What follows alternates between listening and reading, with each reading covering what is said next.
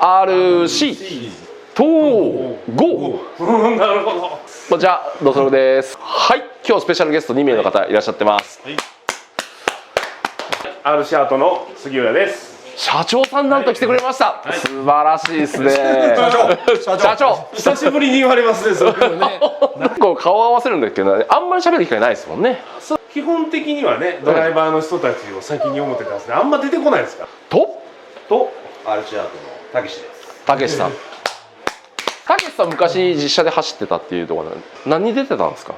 D1 のストリートリーガルとか、まあその他も。なるほどなるほど。で今はそうですね。実車降りてから、はい、もうずっとラジコンですね。わかりました。じゃあ開発の肝ですよね。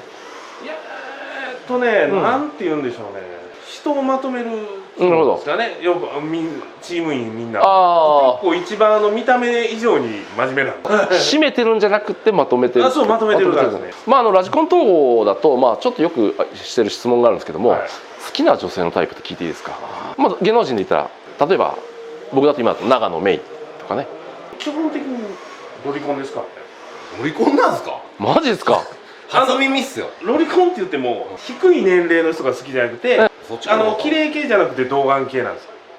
35歳ぐらいでもセーラー服着てるような感じの人がいる。いやコスプレとか別に望んでないですそれは望んでないです嫌いじゃないかもしれないですけど、望んではいないです。さん若い頃に浅香唯みたいな感じ。いやそっちは杉浦みゆきやったっけ。なんかああ杉浦みゆき。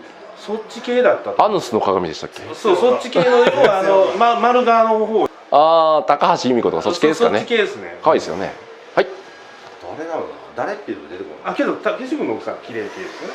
なんかハーフの子とか。ぽいの。なるほどなるほど。ちょっと彫りが深い系ですよね。なるほど。いいですよね。いやこれ以上いくとね、だんだん下の方に知ってるんですよ。RC アートさんといえばもうだいぶ前からねラジコン界の方でやってると思うんですけども、何年経ちます？メーカーは16年目。16年目、結構長いですよね。もう4区の時からですよね。4区の時からですね。全盛ぐらいの時ですよね確か。そうですね。でそれでRC アートもやって、あとワールドプロっていうのはサブブランドじゃない表現って言ったらいいんですかね。ちょっとどうしても RC アートって、はい、マニアの中でもちょっと変わり者しか集まってないような人が持ってる車みたいなイメージ強かったような気もするんですよね。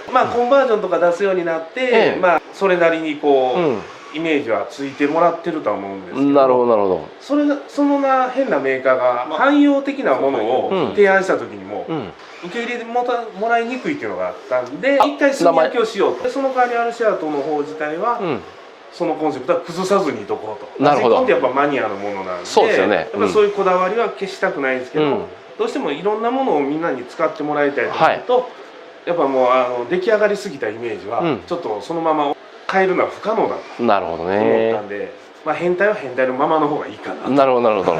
ちゃんと宝箱に取っとくって感じですね。要するにRC アートのパーツって RC アートの車以外使えないのねって思われてたので、なるほど。ワールドプロの方でいろんな他の車やってる人のチームの中入ってもらって、汎用的なものを提案するっていう。なるほどね。竹下さん、社長の今の解説何点ですか？2点。2点。おめでとうございます。2点ってあと98点何やったんそれ。その話は今このぐらいまでにして、今日なんで来てくれたかっていうと GRK 最強決定戦の名古屋地区の予選ですよね。タムタム予選の方があって、そちらの帰りの方にちょっと寄っていただいたっていうふうになるんですけれども、見事2人とも予選突破。なんとか。ああなるほど。杉さん何位？は9位。9位すごいっすね。なんとかですね。竹下さんが？大きい声じゃ言えないんですけど。16位。16位。じゃあ通過ですよね。大丈夫です。去年はね、メーカー枠で本戦行きましたからね。恥ずかしい。ドライバーがメーカー枠で行くと。そうでしかも決勝の予選は1日目が9位で落ちて、2日目は17位で落ちるという。今年はギリギリ通ったんで一発目から。今年は縁起がいいんで多分本戦もやってくれるやろう。今回予選を突破したマシンの方が新たに発売されたばっかりのマシン、そうですね。なんとか間に合わせたっていうところなんですよね。はい。でそちらのマシンの方をねじっくり見ていきたいと思いますので、社長さんと竹下さんの方にですね根掘り葉掘り聞いていきたいと思います。はい。お願いします。じゃあこちらのマシンね、コンバージョンの方、じゃあちょっとじっくり見させていただきますよね。上から見るとねこんな感じになってます。 GR 系エボのコンバージョンということで、コンバージョンの名前とかあるんですか？GS2 アートコンバージョンみたいな。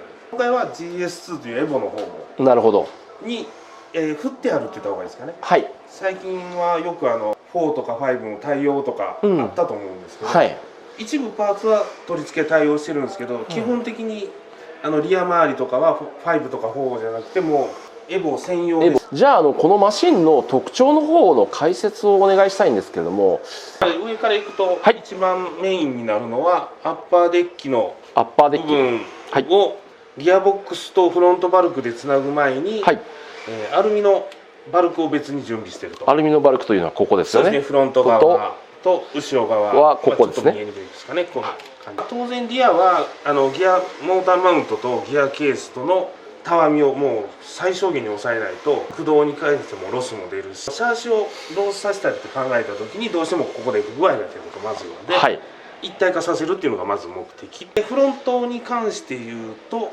これが GRK のエボでよく一番懸念されるそのノーマルラックを使った時にやっぱりあんまりその剛性が足りないとかね、どうしてもバルクが揺れた時に一緒にこのステアリングポストも揺れてしまうということがあるので、それを抑えるためにバルクを別体のポストでもうホールドするためのアルミのバルクを追加していると。じゃあフロント補強してますね、がっつりここで。そうですね、はい、なのでステアリングラックは絶対にたわまないという。当然ナックルはノーマルを使うっていうことではなくて、柴田さんのライトウェイトっていうのを使うっていうことで、こちらのナックルになりますね。はい、ワイナックルではない一つ前、今も現行で販売されておられるやつですね。はい、なるほど。これとの相性であれば赤間がすごく出るっていう形が分かったので、ノーマルのスライドラックでもあえてその基本セット、今後は最強決定戦の本戦があっても変えることはない。次はですね、これは GRK5 を去年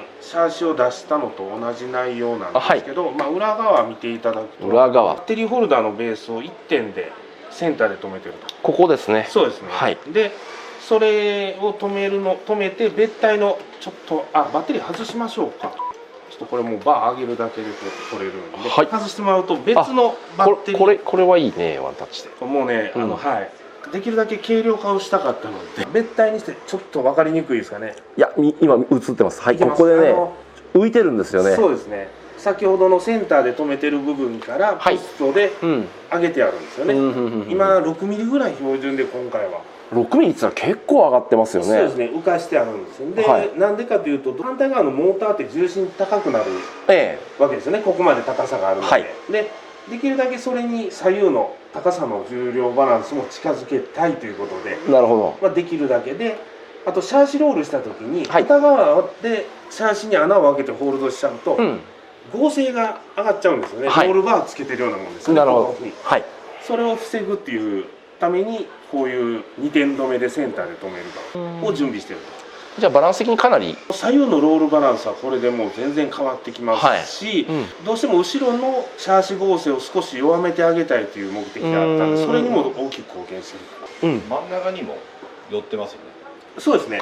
バッテリー自体が普通よりも相当、要するにモーターの位置とほぼ変わらない位置まで寄せてあるんですよね、実は。左右バランスですね。で重心を上げたりということも考えたんですけど、大きくモーターを上げたりとかそういうことをするよりも、今あるエボのもともとのコンセプトのいいとこを引き出すために、マスを集中させてあげた方がいい結果が得られたっていう。コンペ系にはやっぱそっちですよね。そうですね。であと普通に遊んでいただくにも動きが残ったりしづらくなるので、でそういう意味では操作しやすい。とにかく基本的に左右とか、前後であるとかのバランスとかロールのバランスとかを揃えることで、もともと持ってたエボもそうですけど GRK のこのダイレクトドライブっていうのも他にはない唯一の柴田さんというところのメリットというか武器だと思うんで、それを生かすための方法としてその不具合出る部分を1個ずつ潰していくっていう作業をしたかなというのが、あとは基本的にはパーツとしてはそのシャーシバッテリーベース、アッパーデッキとアッパーバルクが2点っていう構成でもうキット化させてるっていう。あとは公認今回 GRK 最強決定戦今年の中で購入されてるパーツを、柴田さん以外のパーツ構成で使ってるっていうことですよね。はい、分かりやすくするために、基本的に足回り実は柴田さんでも良かったんですけども、求めやすい価格で出しておられると思うんですが、トップラインさんが出しておられるアームの、RDO ですかね。ちょっと持ちますね。これですよね。はい、RDO ですよね。のこれですよね。はい、をアームを使ってるっていう。後ろに関しても同じくハイトラクションアームっていうんですかね。ありますよね。そうですね。それの45ミリを設定して、サスブロックは柴田さんのスーパーワイドですかね。ですよね。それで設定できるようにしてる。あとはアートさんの貫通型ダンパーがついていると。ちょっと以前から出してたんですけど、軽量のアッパーアームを今回公認の中に加えていただいたので、前も後ろも一緒なんですけど、こっちの取りやすいかな。のアッパーなんですよね、これで。これが？これでだからたわまないので、H アームのアッパーアームに見えますけど、これで A アームのアッパーアームなんですよ。これで結構相当軽量化されるっていう。だってここで止まってるだけだもんね。そうです。真鍮がテーパーになってて、テーパーになって挟んであるんです。でパターン取ったり、スルスル具合を自分で決めて。そうすると、フロントは普通に、軽量化っていう意味だったんで、ノーマルの当然エボのプラスチックのアッパーアームホルダーとアッパーアームも当然使えます、普通にはここ同じような位置で取り付けができるようにはなってる、これ自体は見た目的にアルミバルクせっかく作ったんであれ見せたいなということで、で軽量の車の方を最初から取り付けてる。でリアに関してはこれ GRK の話とは別になっちゃうと思うんですけど、同じパーツを使ってA アームのように動かなくしてるんですよね。なのでたわまないんです。樹脂アームでもここはもうアルミアームと同じように軽い足回りなのに、アルミアームであるとか A アームのようなしっかりした蹴り出し感が出るっていう、これ結構 A アームがすごくいい部分なんだろうといろいろ検索しながらテストしてる中で、アッパーアームでここの構成がしっかりしてるから蹴り出しとかもいいんだということに気づいて、で H アームでそれを採用してみるとすごく変わったんで、意外に何かこう試されるなら一回ちょっとどうしてもちょっとでもこう斜め向くと動かなくなっちゃうので、まっすぐの位置でこれを調整するっていうことが前提にある。それができるんであれば結構効果がある。軽量アッパーアーム有効性で挟んでるっていう、基本的にはあまりエボの特殊なことをせずに性能を上げたいっていうのが今回コンセプトだったんで、うちには珍しく地味って言ったら変ですけど、意外と見えないと思うんですけど、去年から軽量のソリッドデフ入ってないんだ。はい、これも2台参加して同じ仕様で参加する目的として、ボールデフギアデフも全然いいんですけど、ボールデフは締め加減で絶対2台が同じ性能にはならないんですよね。でギアデフにしてもやっぱりそれがどうしても出ちゃうので、どうしてもセッティングを共有させて、イベントっていうものに対してできるだけ短い時間でセッティングを進めようと思った時にメリットがこっちの方があるっていう。でソリッドで皆さんが嫌がるのが車が戻ったりするとかアンダーが出やすいとかあるんですけど、これって実はソリッドデフが重いことによって回転、ソリッドデフって柴田さんの鉄のカップにアルミのマウントだったと思うんですけど、この重さが重いだけで回転残りが起こっちゃって、要するに回転が落ちきらないことで次アクセル入れられないでアンダーが出るとか、これが軽くなるだけで回転の落ちが特にダイレクトドライブだからもっと速くなるんですよ、で回転が速く落ちると次アクセル入れられるので、車を向きかけた後にアクセルが入ってればアンダーも出にくいということで、実は旋回意外に速い。どちらかというとボールデフギアデフよりも旋回だけでいうと速いと思う。ただゼロ加速する時にやっぱりこう浅い角度から加速する時はデフギアとかの方が内輪差を調整してくれる分速くなるんですけど、ドリフト競技って意外にそこよりも振り出した後の旋回とかの方で審査されることが多い部分があるんで、ソリッドの方がそれであれば安定するだろう。実は結構長い、去年参加させていただいた時もソリッドで出てますという、何グラムかわかんないですけど相当軽い。多分一般的じゃないことしている可能性は高いです。アクセルどうしてもやっぱ実車もラジコンもアクセル速くみんな踏みたいじゃないですか。フロントキャンバーは9度、キャスターは7度か、リアももう見てもらったようにも要はターンバックルにしてないので、今は4度固定に P タイルだと、3度ぐらいで全然いいんですけど、こういう路面になってくるとどうしても角で使うメリットもあるので、そのために若干キャンバーは多めで、しかも変化もちょっと強めっていう、このダンパー自体が水平から下は2個目のバネが作動しちゃうんで硬くなりますけど、じゃああとちょっとメカ行きたいんですけども、アンプってこれはアキバンさんですね。 WX ですね。これも多分 JRK では少ない。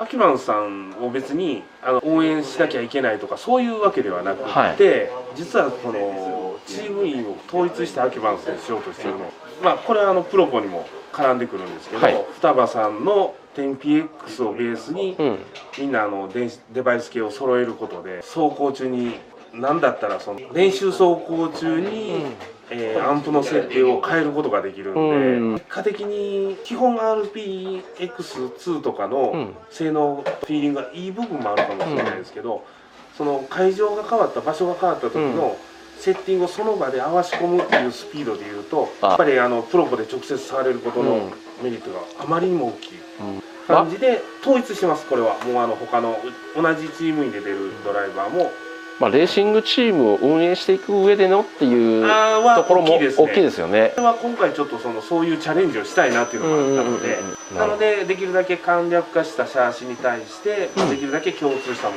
のを作っていくっていう。でモーターが、これトップラインの DM313.5 ってことですよね。でジャイロは550ですね、もしくは560。サーボはですね、テスト車両だったんで、実を言うと TK を使うことが増えるとは思うんです。CD 系じゃなくて CT の700、701とかになってくるかなと予想は。多分 CD と CT で多分ギア比自体が違うんだと思うんです。レバー比が変わってるっていう表現した方がいいですかね。でなってくるんで、うちらはフィーリング的にはちょっとそっち系のドリフトに振った方よりは普通の方がフィーリングが良かったので、多分そっちで統一していく。そのテストもあったんで、ちょっと前のT1 って呼ばれてる、これも設定ができるのと、たまたまちょっとこれしか手元にはなかったので、ただ方向性はそっちですという。これもワールドプロさんの商品ですよね。そうですね。フェライトコアでしたっけ。そうですね。今だったらドリフトはノイズサーボの方が大きいんじゃないかと。すごい電流量と信号の行き来が速いので、じゃあこれで全然変わってくるのかなって、実際につけてみたらとんでもなく接地感が変わったんで、最近ではハンチングなんて出る人少ないと思うんですけど、それにも結構貢献してたっていう。配線をぐちゃぐちゃっとしてるとハンチング起こりやすいっていうのがいい例かなという。あれ結構やっぱノイズが出てたんだなっていうことで。そうなんだ。そうなんですよね。長めの配線でこうふわふわっとしてると、揺らしたりするとちょっとサーボが揺れたりすると思うんですよね。観葉植物みたいな人。そうですね。もうまんまそんな感じで生きてんのみたいなそんな感じなんですけど、けどそれに近いものをだいぶ制御してくれてたっていう。ワールドプロでいうとそういうのとかキャパシターとかは。これサーボキャパシター？そうです。それはサーボ受信機キャパシターっていうか、結局サーボ音っていうよりは受信機のところにつけてあげて、受信機の電流量が一定でいけるように。なるほど。これが大きすぎてもキャパシターに給電する時間が間に合わない。できるだけ一定の電圧を維持するためにつけてる。これは結構ね大切だと思いますよね。自分もこれ系って結構ここ何年かいろいろあるじゃないですか。ありますね、いっぱいあります。いろいろ試したんですよ自分も。試したんですけど、今更またアートから出てもそんな変わらんだろう、正直自分も思ってたんですけど、変えたらやっぱね意味があるんですよ。プロポのやつにびっくりしましたね。プロポが一番大きいです。それをつけるとどうなるんですか、プロポ。本来ならば電圧を安定させるはずと思って、それも信用してなかったで思ってたんですけど、それならリポでいいじゃんで、実際自分もリポを使ってるので、電圧下がらないよねって思ったんですけど、それよりかは多分ノイズを拾ってるっぽいんですよね。バッテリーからそのプロポに対して電気を引っ張りますよね、たくさんね。それがすごい引っ張り方をしてるっぽい。そこでノイズが出てるのを抑えるっぽくて、でこれに関してはグリップの方とかにテストしてもらう。スプリングリテイラーの時もそうなんですけど、要するにタイムとかにはっきり出れば意味があるって確実に分かることなんうんうんですね。グリップ系の方にテストしてもらって間違いの差が出たってスプリングリテーナーでベアリング使ってたやつもあれもグリップの方にテストしていただいてタミヤ系とかのシャーシでつけてコンマ5秒ぐらい一瞬変わった。これ結構つけてる人いますよね。そうね。プロポのやつは本当に大げさかもしれないですけど 7TX って前あったじゃないですか。あります。あれが 10TX に変わったぐらいなんかフィーリング変わるんですよ。正直そんな細かい理論的なことは分からないって言ったら変ですけど、もっとその専門自分らはね車を作る側というかの方がメインなので、どちらかと言ったらそういう電子系のものってやっぱ専門のメーカーさんの方がすごいだろうとは思ったんですけど、多分やっぱラジコンに乗せて使うことで起こるそういう見えないものがまだまだあるんだので、キャパシタ結構半年ぐらい真面目にアンプから受信機プロポいろいろ出したんですけど、あまりにもたくさんテストしたんであまりいいものがあったんで出した。最後に一言もしあれば。武志君今年は GR 系でボーダーの上行ってもらえると思うんで本戦応援よろしくお願いします。16もしくは24ですかね。24。去年は本当にMC の方にいじられまくった実写上がりの子なので、GRK だけにはとどまらないつもりなんですけど、今年はちょっと頑張って、RCDC も GRK も中部地区盛り上がってるので、やっぱりそこになんとか参戦できるようにわかりました。はい頑張りたいなと。あともう一人超ベテランうちのベテランが復活したんで、紹介中京地区に今住んでおります。もともと関西人なんですけど、健吾です。あ、健吾。見た目若いですけど、実はめちゃめちゃ古い。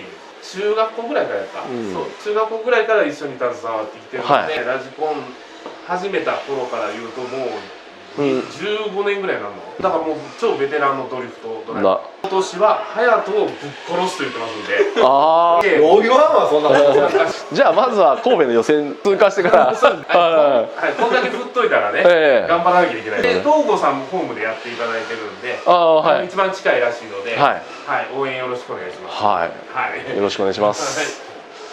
はい、じゃあありがとうございます。ありがとうございました。